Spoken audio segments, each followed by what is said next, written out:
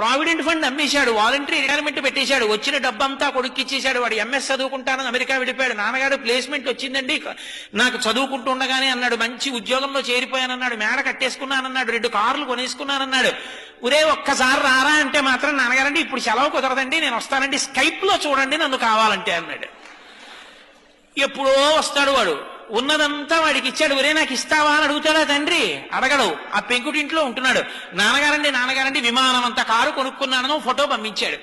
అది చూసి ఈ పెద్ద ఆయన పెంకుటింట్లోంచి రోహిణీ కార్తెలో ఉత్తరీయం నెత్తి మీద వేసుకుని ఎదురింటికి వెళ్ళి తలుపు కొట్టి మా అబ్బాయి విమానం అంత కారు కొనుక్కున్నట్ట ఫోటో చూడండి అంటాడు.